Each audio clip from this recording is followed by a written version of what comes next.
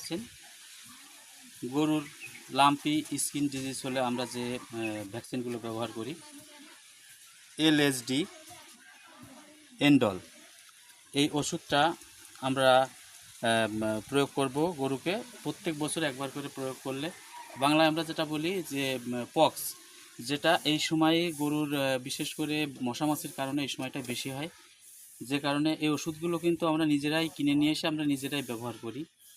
তো আসুন আমি আপনাদেরকে দেখাবো আমরা কীভাবে ব্যবহার করি। আর অবশ্যই কিন্তু যেহেতু এখন মশামাছির সময় এই রোগটা অবশ্যই প্রত্যেক ফার্মেই দেখা যায়, এই রোগগুলো হয়, যে কারণে আমরা এইটা এখন ব্যবহার করব। বিশেষ করে বাছুর গরু যারা নবজাতক, নতুন যারা প্রসব হয়েছে তাদের জন্য এই ওষুধটা অতি প্রয়োজনীয়।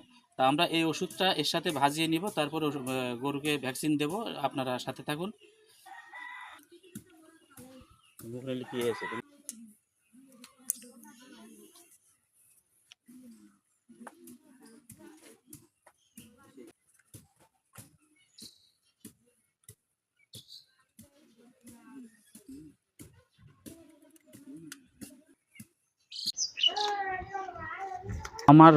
আমি কিন্তু 2 ml করে দেব এক একটা গরু প্রতি। আপনারা আসুন।